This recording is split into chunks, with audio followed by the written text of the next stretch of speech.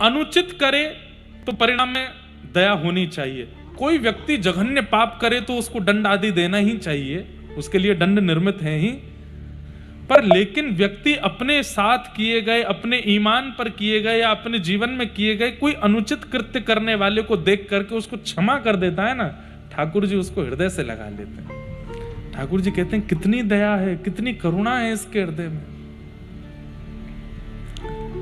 द्रौपदी कह रही, आगे खड़ी हो गई अश्वत्थामा के, कोई इसको हाथ नहीं लगाएगा, ये हमारे गुरु का बेटा है। और इसको ना मारने का एक कारण नहीं है, अनेक कारण बता सकती हूं मैं। ये गुरु पुत्र है इसलिए इसको नहीं मारना चाहिए, गुरु का ऋण है हमारे ऊपर। अरे आप सब योद्धा हैं, आप सब हाथ में धनुष बाण लेकर के खड़े हैं, गुरुदेव की कृपा है। उन गुरु का ऋण तो हम चुका नहीं पाए, कम से कम उनके पुत्र को तो नहीं मारे। दूसरा, हम क्षत्रिय हैं और ये ब्राह्मण है, इसको मारने का हमारा अधिकार नहीं है। तीसरा, ये भी एक मां का बेटा है और मैंने अपने पुत्र खोए हैं, मुझे पता है कि पुत्र के जाने का कितना वियोग होता है, मैं नहीं चाहती कि वो वियोग किसी और को हो, इसलिए इसको मत मारो। और अंतिम बात, अगर इसको मारने से मेरे पुत्र जीवित हो जाएं तो इसे मारो, लेकिन वो जीवित नहीं होंगे तो फिर क्यों ये पाप कर रहे हो, इसे मत मारो। ये 5 बातें जब द्रौपदी ने कही, द्वारिकाधीश अपने स्थान से आए और आज द्रौपदी का नामकरण कर दिया। क्या? कृष्णा, मैं कृष्ण हूं, ये कृष्णा है। निरीक्ष कृष्णापकृतम गुरु सुतम। भगवान ने अपने नाम के आगे अकार, एक आ की मात्रा लगा दी, क्योंकि अकार और इकार शब्द के अंत में होने से कई बार शब्द स्त्रीलिंग हो जाता है। अधिकतर माताएं बहनों के नाम के अंत में इकार या अकार होगा ही। कृष्ण भगवान का नाम है, कृष्णा द्रौपदी का नाम है। भगवान ने द्रौपदी को हृदय से लगाया, वाह मेरी बहन द्रौपदी, मैं दया का स्वामी हूं, मैं दया का देवता हूं, आज दया की देवी मुझे मिली है। भगवान ने द्रौपदी को करुण भाव से हृदय से लगाया।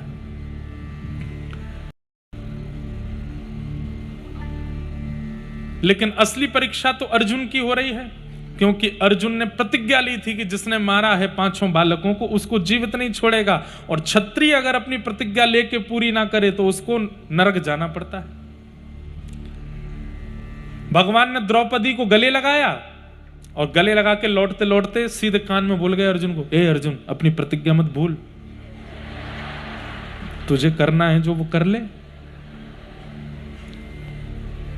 अर्जुन बोला, ये तो बड़ी विडंबना है, बालकों के मां मना कर रही है, बालकों के हत्यारे को दंड देने में प्रथम अधिकार तो मां का है, वो कहेगी तो ही तो करूंगा। ठाकुर जी की ओर देखा, ठाकुर जी बोले प्रतिज्ञा देख। अर्जुन ने कहा कि द्रौपदी मना कर रही है, बड़े भैया युधिष्ठिर जी से पूछता हूं, ये हां बोल देंगे तो मार दूंगा, ये तो राजा हैं। युधिष्ठिर जी के पास कहा, अब आप राजा हैं, आप आज्ञा कीजिए, मुझे क्या करना चाहिए। नहीं नहीं, मुझे द्रौपदी की बात में सार लग रहा है, मत मारो इनको। ठाकुर जी की ओर देखा, ठाकुर जी बोले प्रतिज्ञा। क्योंकि जब अर्जुन प्रतिज्ञा ले रहा था उस समय ठाकुर जी रोक रहे थे। प्रतिज्ञा क्रोध में ली जाती है, व्यक्ति प्रतिज्ञा अधिकतर क्रोध में लेता है, निष्ठुर प्रतिज्ञा। और जिस समय अर्जुन प्रतिज्ञा ले रहा था 5 बालकों को मरा हुआ देख के, मैं प्रतिज्ञा लेता हूं कि इन बालकों के हत्यारे को, उसी समय ठाकुर जी ने हाथ पकड़ा, क्रोध में निर्णय मत लो अर्जुन। अर्जुन ने ठाकुर जी का हाथ हटा दिया था। क्रोध में व्यक्ति ये भी नहीं देखता कि गुरु खड़े हैं, कि पिता खड़े हैं, कि ठाकुर जी खड़े हैं। इसलिए बंधुओं, क्रोध बहुत बुरा है। कभी भी क्रोध में कहीं जाओ, कथा में, मंदिर में और सत्संग में क्रोध में नहीं जाना चाहिए। क्रोध में नहीं, क्रोध अपवित्र करता है हृदय को। जिस प्रकार स्नान करने के बाद में अगर कोई कीचड़ डाल दे तो पुनः नहाना पड़ता है, ऐसे ही शुद्ध हृदय के बाद यदि क्रोध आ जाता है तो आप उतने ही अपवित्र हो गए हैं जितने कीचड़ डलने पर होता है। आपको पुनः शुद्ध करना पड़ेगा अपने आप को। क्रोध में कभी मंदिर मत जाओ, क्रोध में कभी कथा में मत जाओ, क्रोध में कभी सत्संग में मत जाओ। और अंतिम बात, जीवन के कोई भी निर्णय कभी क्रोध में मत लो, क्योंकि क्रोध अपवित्र करता है वाणी को, विचारों को। आप देखो, व्यक्ति बोलता है बड़े सधे हुए शब्द, क्रोध जैसे ही आता है उसके शब्दों में गाली का प्रयोग होना, अपशब्दों का प्रयोग होना प्रारंभ हो जाता है। व्यक्ति विचार बहुत शुद्ध रखता है, लेकिन जैसे ही क्रोध होता है विचारों दूषित हो जाते हैं, सब चीज अपवित्र हो जाती है क्रोध के आते ही। और जिन लोगों को बहुत क्रोध आता है, सोच लीजिए आपका नहाना धोना किसी काम का नहीं है, अपवित्र ही रहते हो, आप क्रोध ही करते रहते हो। कुछ क्रोध अच्छे हैं, जैसे मां का पुत्र के प्रति, पिता का संतान के प्रति, उसको सुधारने के लिए, संवारने के लिए, घर के बड़े जनों का छोटे जनों के प्रति, गुरुजनों का शिष्यों के प्रति, मालिक का अपने एम्प्लॉइज के प्रति, उनको संभालने के लिए। ज्यादा वो बॉस बन करके करने के लिए क्रोध अच्छा नहीं। किसी व्यक्ति की योग्यता के लिए, किसी व्यक्ति की श्रेष्ठता के लिए किया गया क्रोध अच्छा है, पर इंटेंशनली किया गया क्रोध, चिढ़ करके किया गया क्रोध, किसी को नीचा दिखाने के लिए किया गया क्रोध अच्छा नहीं है। राम जी क्रोध में नहीं है, इसलिए पहले हनुमान जी को भेज रहे हैं, फिर अंगद जी को भेज रहे हैं, फिर किसी और को भेज रहे हैं कि इनसे संभल जाए, और तब भी रावण नहीं माना, तो फिर युद्ध हुआ। यदि क्रोध में होते तो सीधे जाकर के वध ही कर देते। भगवान क्रोध में होते तो पूतना, अघासुर, बकासुर, धेनुकासुर को नहीं मारते, सीधे कंस का वध कर देते, जड़ ही उखाड़ फेंकते, किसी को नहीं आना होता। सबसे ठाकुर जी ने संकेत भिजवाया कंस को कि अब भी संभल जाओ, नहीं माना तो फिर वध किया। हम लोग उल्टे हैं, हम सीधे उस व्यक्ति को ही क्रोध करके निर्णय लेके उसके साथ कुछ अनुचित करने का प्रयास करते हैं। भगवान ने रोका था अर्जुन को कि क्रोध में निर्णय नहीं, तो अर्जुन ने भगवान का हाथ उठाया, मैं प्रतिज्ञा लेता हूं जिसने 5 बालकों को मारा उसको जीवित नहीं छोड़ूंगा। ठाकुर जी बोले फिर देखता हूं मैं तुझे। और अब ठाकुर जी, अर्जुन कह रहा है, द्रौपदी मना कर रही है, युधिष्ठिर मना कर रहे हैं, तब भीम के पास गया, आप भी तो बड़े भाई हैं, आप आज्ञा करो। भीम बोले तू हट, मैं मारता हूं इसको। भगवान की ओर देखा, बोले प्रतिज्ञा तूने ली है, भीम ने नहीं। सबकी मतलब 50-50 हो गया, लेकिन ठाकुर जी तो यही कहते रहे प्रतिज्ञा प्रतिज्ञा। अंत तो गत्वा यहां लिखा है, आलोक्य वदनम सख्य हृदमानिव। वाह, तब बड़े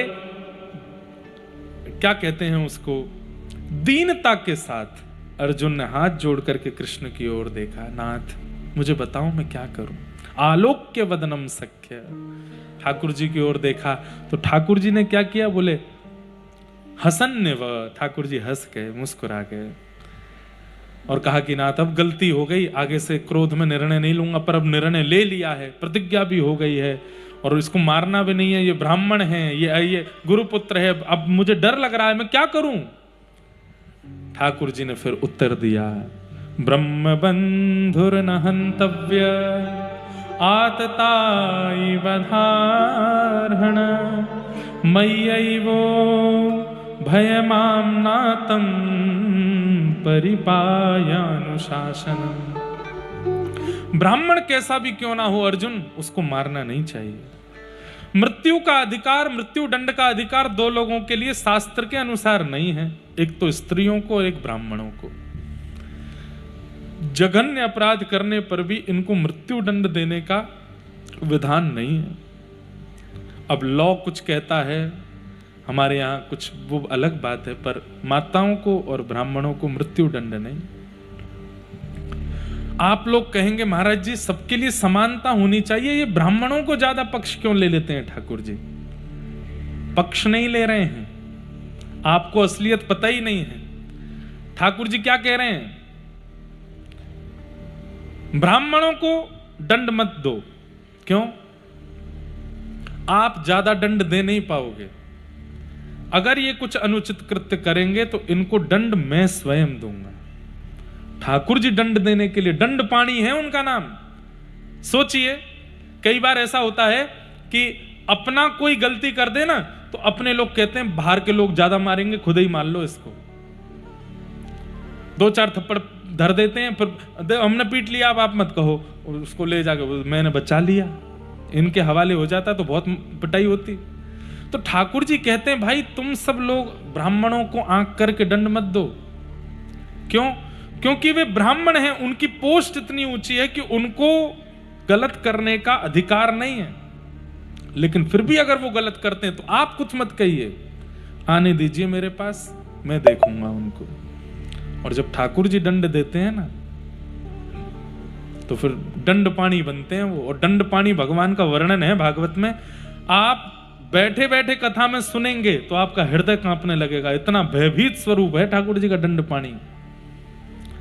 यमराज भी कांपते हैं दंड पाणी एवं। तो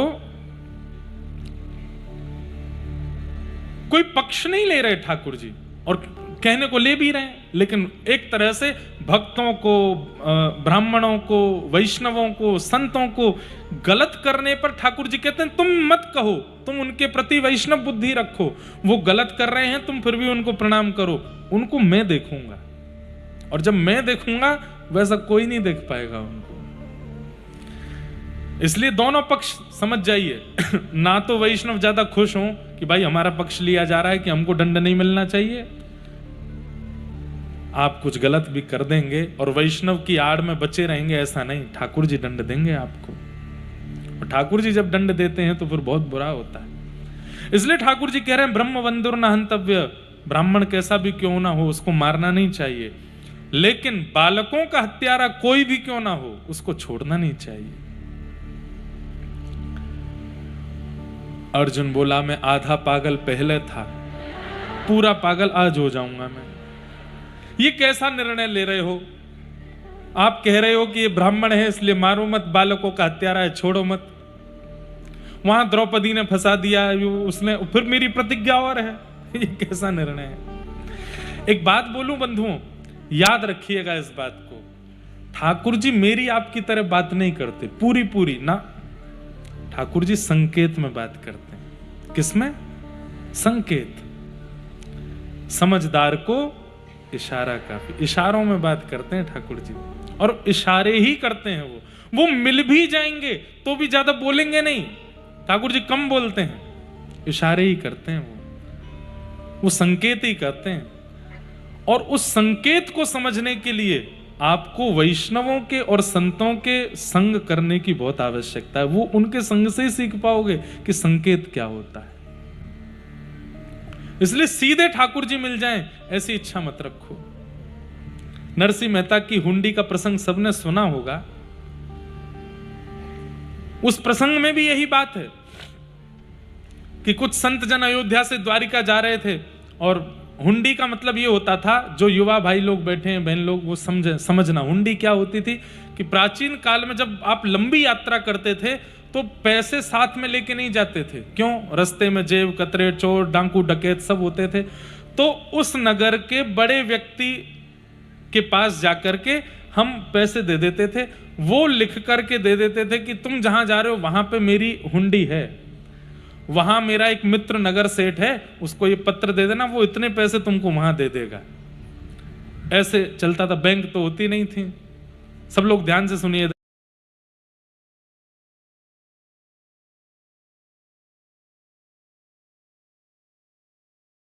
देखो सब लोग, संकेत कैसे समझा जाता है ठाकुर जी का?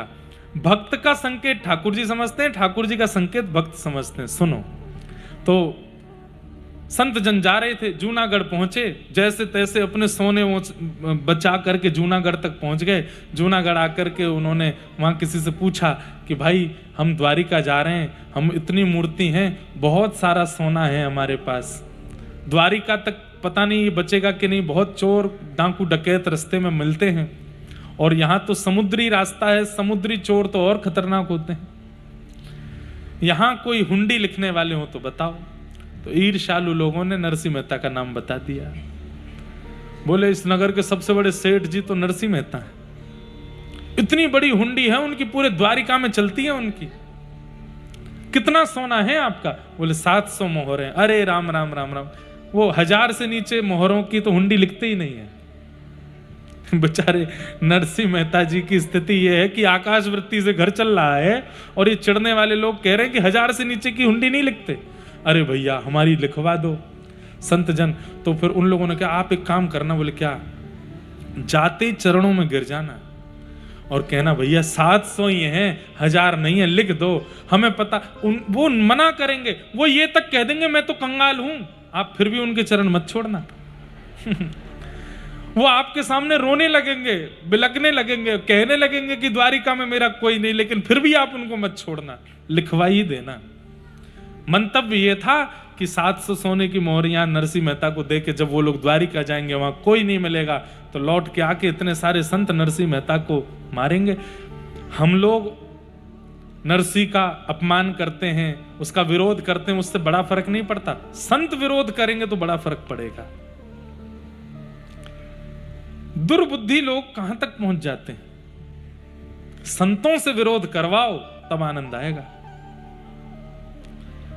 संतों को पढ़ा लिखा करके भेज दिया, अब तो संत गए, नरसिंह मेहता जी बेचारे बैठे अपना कीर्तन कर रहे थे। इतने में संत जन आए चरणों में, जय हो जय हो जय हो नरसिंह मेहता की। जब नरसिंह मेहता ने देखा इतने सारे संत, उल्टे नरसिंह मेहता सबको प्रणाम करें, सबके चरण उठा उठा के रज ले में। नंद नंदन के प्यारे आए मेरे। घर पे कोई संत आवे, कोई वैष्णव आवे, परमानंद दास जी का ये पद गाया करो। नंद नंदन के प्यारे आए आए मेरे, नंद नंदन के प्यारे आइए। नंद नंदन के प्यारे आए मेरे, नंद नंदन के। ओ नंद नंदन के प्यारे आए मेरे, नंद नंदन के प्यारे। नंद नंदन के प्यारे आए मेरे, नंद नंदन के। कैसे हैं? आज मेरे घर नंद नंदन के प्यारे आए हैं, उनके प्रिय वैष्णव आए हैं, संत आए हैं, कथा वक्ता आए हैं, ब्रजवासी आए हैं। कैसे हैं ये? माला तिलक मनोहर बानो, माला तिलक मनोहर बानो, त्रिभुवन के उजियारे, त्रिभुवन के उजियारे।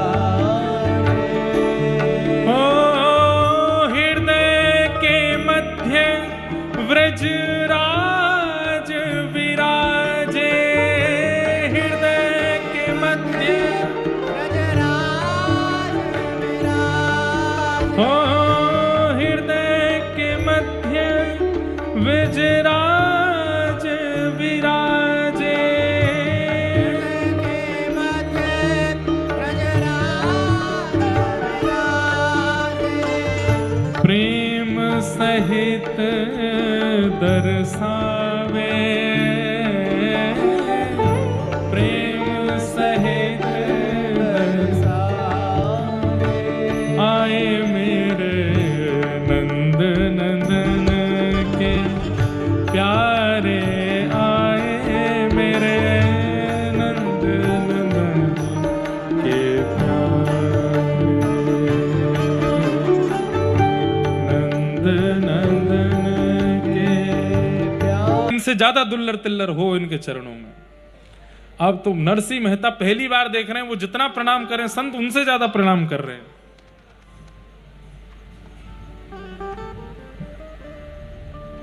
नरसिंह मेहता जी चरणों में प्रणाम करके बोले, भगवान आप क्यों ऐसे कर रहे हैं, क्या क्या काम, आप आज्ञा करें, क्या सेवा करूं। बोले हमारी हुंडी लिखो। चरणों में धर दिए। बोले 1000 नहीं है, 700 है, बस कृपा कीजिए थोड़ी सी, बस हम पे दया करो, थोड़ी हुंडी लिख दो। अरे महाराज जी कहां से ले आए हैं, कौन, मैं हुंडी नहीं लिखता हूं। अरे द्वारिका में आपकी हुंडी है बहुत बड़ी, वहां आपके सेठ जी हैं, उनके लिए लिख दीजिए ना कि हमको 700 सोने की मोहर वहीं दे देंगे। संतों का भला कर दीजिए, इतनी दूर से चल के आए हैं, हम द्वारिका जाकर के 700 सोने की मोहर ले लेंगे, वहां पे बढ़िया दान पुण्य करेंगे, आप क्यों ऐसे कर रहे हैं। नरसिंह मेहता बेचारे रात भर बैठे रहे। संत बोले लिखवाएंगे तो आपसे ही लिखवाएंगे, नहीं तो नहीं, यहां से और कहीं नहीं जाएंगे।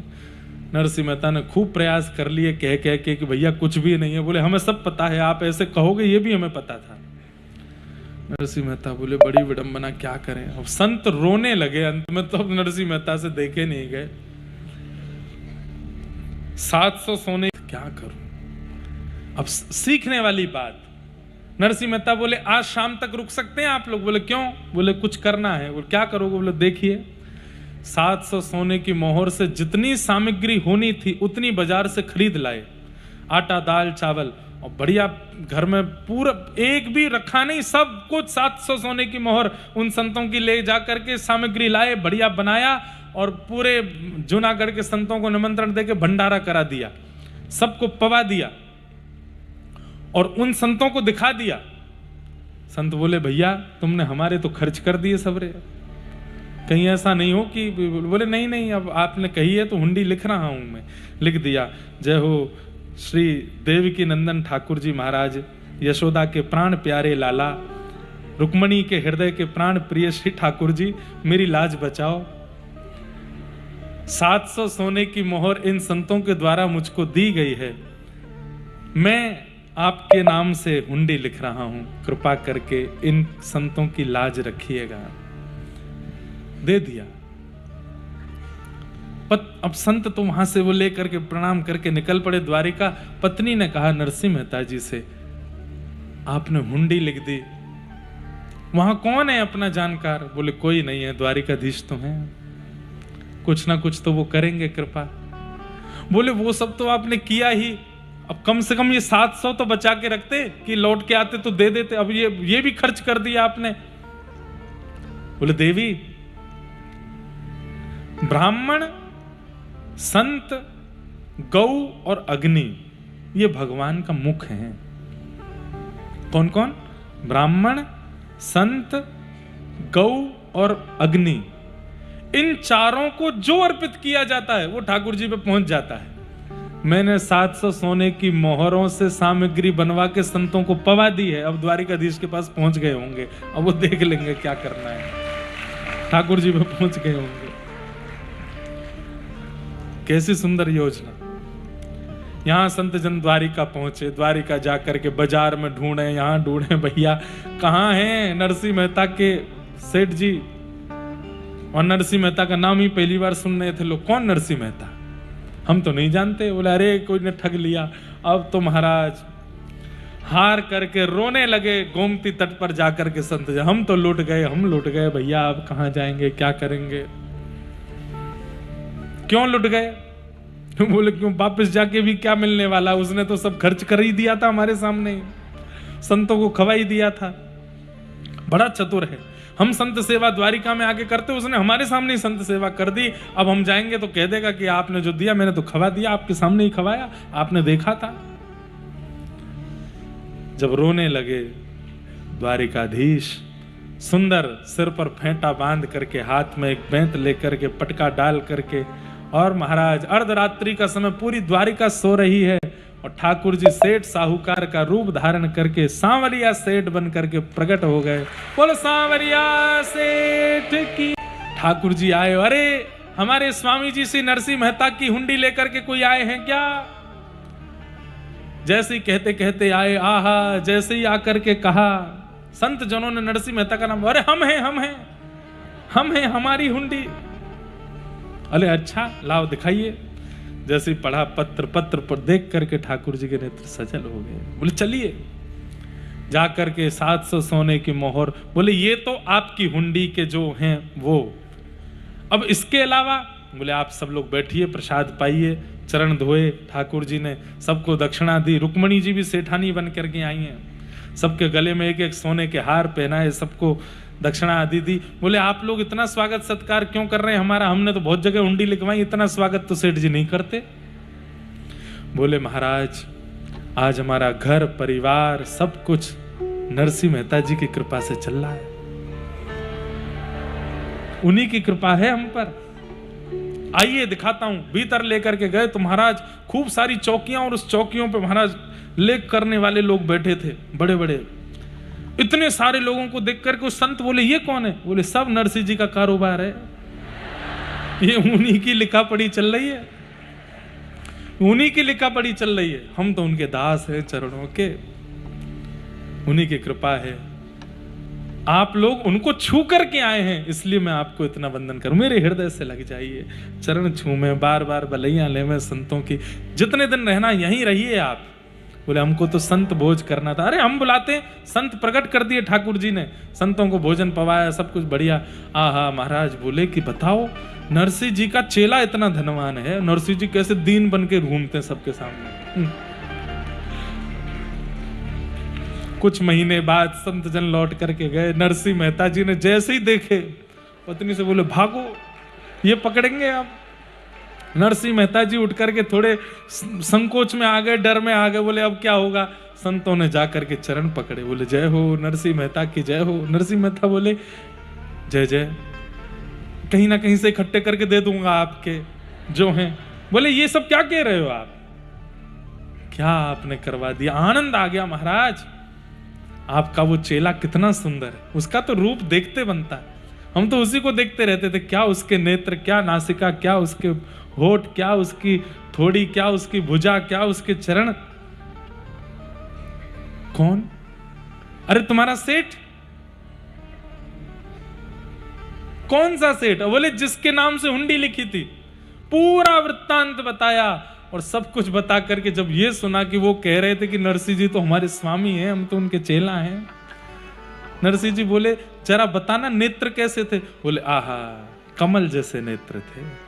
अच्छा मुखमंडल का वर्ण कैसा था? बोले सांवले से थे, कभी गोरे लगते थे कभी सांवले लगते थे। चाल कैसी थी? बोले टेढ़ी मेढ़ी सी चाल चलते थे। नरसिंह मेहता जी रुदन करने लगे, संतों को हृदय से लगाने लगे, रोने लगे। नाथ क्यों इतनी रक्षा मेरी करते हो आप? मैं क्या हूं आपके लिए? मैं कुछ भी तो नहीं जानता, कुछ भी तो अच्छा मेरे जीवन में नहीं है, फिर क्यों पग पग पर आकर के मेरी रक्षा करते हो? क्यों मेरे साथ खड़े हो जाते हो? क्यों हर स्थिति से मुझे बचा लेते हो आप?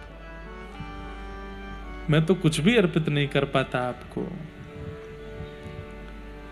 ऐसे द्वारिकाधीश सांकेतिक वार्ता। अब देख नरसिंह मेहता से मिले नहीं, लेकिन संकेत में अपना पूरा प्रेम बता दिया कि नरसिंह से कितना प्रेम करते हैं। और एक बात बोलूं बंधुओं, जब आपका भजन अतिश्रेष्ठ हो जाता है, ये मैंने अनेक भक्तों के चरित्र पढ़ करके अनुभव किया कि जब भक्त बहुत ज्यादा श्रेष्ठ हो जाता है अपनी भक्ति में, ठाकुर जी उसके आसपास वालों पर कृपा ज्यादा करते हैं, पहले कर देते हैं, और उन आसपास वालों को अनुभव करा करके उसके पास अपने प्रेम का संकेत भेजते हैं। और फिर अंत में जाकर के उस पर भी पहले पत्नी पर अनुग्रह कर दिया, पिता का श्राद्ध कर दिया, अब इन संतों पर अनुग्रह कर दिया। कितनी कृपा ठाकुर जी, कितना अनुग्रह करते हैं। जिनका भजन नहीं होता उन पर भी कृपा कर देते हैं, क्योंकि उन लोगों का संपर्क भजन करने वाले से है। इसलिए भैया जिनका भजन बनता है उनसे संबंध जरूर रखो, क्या पता उसके संबंध से आप पर कृपा हो जाए ठाकुर जी की। कुछ नहीं तो उसका नंबर ही रख लो अपने फोन में, फोन नंबर नहीं है तो उसका फोटो ही रख लो अपने फोन में। बोले हमारा भजन तो योग्य नहीं, पर इनके भजन से शायद ठाकुर जी जैसे नरसिंह के परिवार पर, पत्नी पर, संग रहने वालों पर कृपा कर देते हैं, हम पे कर देंगे। हाँ हाँ हाँ हाँ।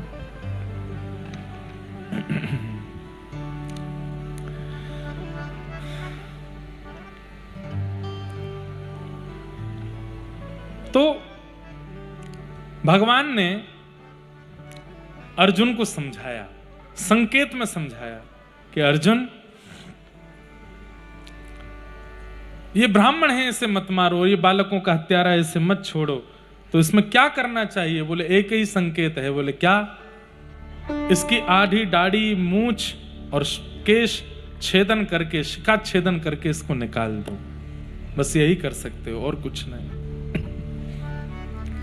यही करके, अपमानित करके सभा के बीच से अश्वत्थामा को बाहर कर दिया। अश्वत्थामा ने बदला लेने के लिए ब्रह्मास्त्र छोड़ दिया। किस पर? अभिमन्यु की गर्भवती पत्नी उत्तरा के ऊपर। और उत्तरा को जैसे ही ब्रह्मास्त्र दिखाई दिया, दौड़ करके भगवान के शरण में गई। भगवान ने गर्भ में जाकर के उस गर्भस्थ बालक की रक्षा की, और वही गर्भस्थ बालक कालांतर में जन्म लेकर के परीक्षित हुए। बोलो परीक्षित जी महाराज की।